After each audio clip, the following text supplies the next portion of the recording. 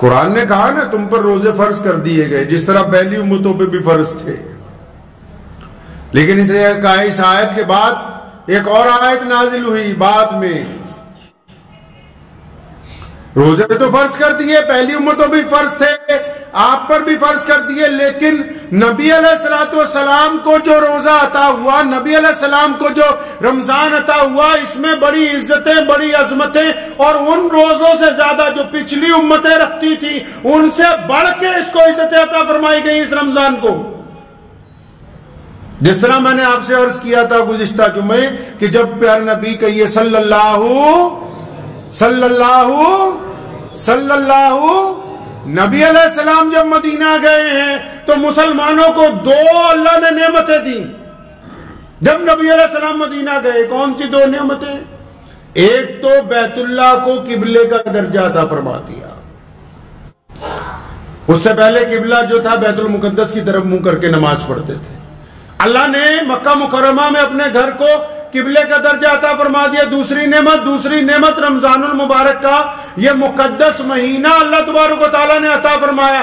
اور پھر اگر اب رمضان کی بات کر لیں، رمضان میں بھی پچھلی امتوں سے زیادہ اللہ کے نبی علیہ السلام کو اور دو نعمتیں عطا فرما دی جو آج ہمارے کام آ رہی ہیں۔ پہلی امتیں روزہ کیسے رکھتی تھی پتہ ہے کچھ؟ نہیں پتا نا۔ پہلی امتوں میں جب روزہ رکھا جاتا تھا روزہ 24 گھنٹے کا ہوتا تھا۔ شام کو افطاری کے وقت پہلی امتوں میں جب شام کو افطاری ہو جاتی تھی، افطاری کرنے کے بعد جب جس بندے کی آنکھ لگ گئی تو اس کا اگلا روزہ شروع ہے۔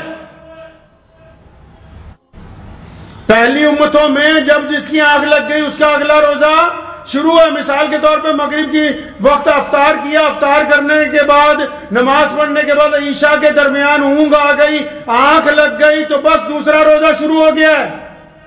جب تک جاگ رہے ہیں بس تبھی تک افطار کا وقت ہے، جیسے ہی نیند آئی، جیسے ہی اونگ آئی تو دوسرا روزہ شروع ہو جاتا تھا۔ نبی علیہ السلام کے دور میں جب رمضان فرض ہوا تب بھی ایسا ہی تھا۔ ہمارے اللہ کے نبی صلی اللہ علیہ وسلم کریم رسول ہیں۔ ایک بدو آیا نبی علیہ السلام کے پاس، فرمایا یا رسول اللہ مجھ سے غلطی ہو گئی، میں نے روزے کی حالت میں اپنی بیوی سے تعلق بنا لیا افطار کے بعد رمضان کی رات میں۔ تو فرمایا اچھا تو کوئی بات نہیں، تم ایک کام کرو کہ 60 مسکینوں کو کھانا کھلا دو، کفارہ ادا کر دو۔ تو اس نے کہا یا رسول اللہ میں تو خود مسکین ہوں، میں خود بڑا غریب آدمی ہوں، میں 60 لوگوں کو کھانا نہیں کھلا سکتا ہوں۔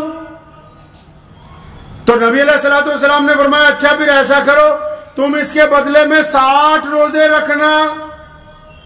کہنا یا رسول اللہ ایک روزے میں اتنا بڑا کام ہو گیا، 60 روزوں میں کیسے میں اپنے آپ کو سنبھالوں گا، 60 میں کیا ہوگا میرے ساتھ؟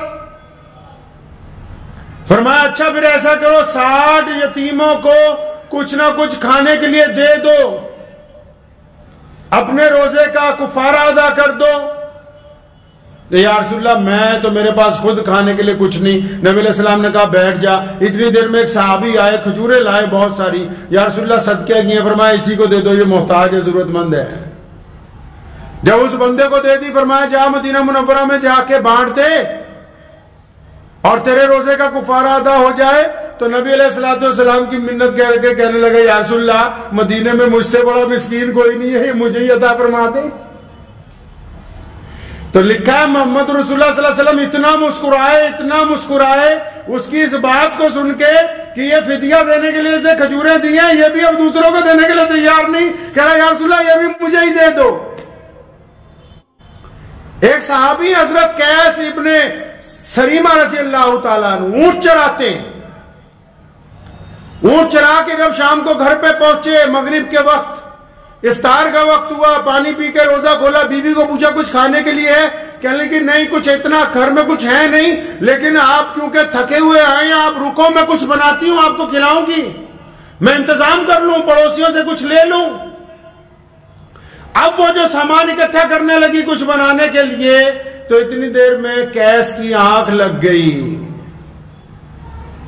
تو جب قیس رضی اللہ تعالیٰ عنہ کی آنکھ لگ گئی, ان کی بیوی آئی کھانا لے کے, تو اس نے کہا قیس بہت بڑی ہلاکت ہے تیرے لیے, مطلب پریشانی ہو گئی, تیری تو آنکھ لگ گئی, دوسرا روزہ شروع ہو گیا, دوسرا روزہ شروع ہو گیا ہے. یہ ان لوگوں کے لیے واقعات سنا رہا ہوں وہ جڑے افطاری اتنا کرتے جدا ولیمے جی آئے ہون ماں دے پتر ہے سارے دے سارے. بھی یہ سحری ہے, کوئی ولیمہ تھوڑی ہے.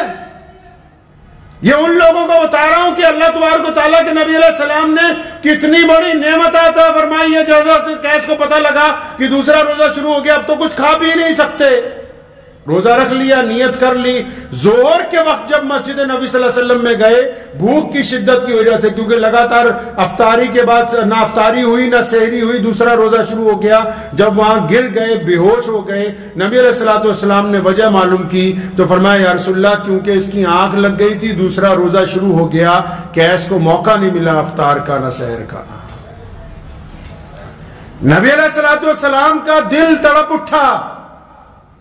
اللہ تعالیٰ نے پھر قرآن پاک میں جبرائیل علیہ السلام کو بھیجا پیارے نبی صلی اللہ علیہ وسلم کے پاس کہ جا کے میرے محبوب کو کہہ دو, پہلے تو ایسا نہیں تھا پہلی امتوں کے لیے, لیکن آپ کی امت کو یہ شرف عطا کر دیا, محمد رسول اللہ کی جوتیوں کے صدقے یہ سحری اور افطاری عطا ہوتی. فرمایا اے محمد صلی اللہ علیہ وسلم اپنی امت کو بتا دو کہ جب سورج ڈوب جائے گا تو جتنی چیزیں حلال ہیں وہ سورج نکلنے سے پہلے, سحری سے پہلے, صبح صادق سے پہلے, اب یہ جو رات کا وقفہ ہے, اے سونے رسول ہم نے تیری امت کے لیے تمام چیزیں حلال کر دی, جس طرح مرضی کھاؤ پیو, اپنی بیویوں کے پاس جاؤ, اب تمہارے اوپر کوئی پابندی نہیں ہے.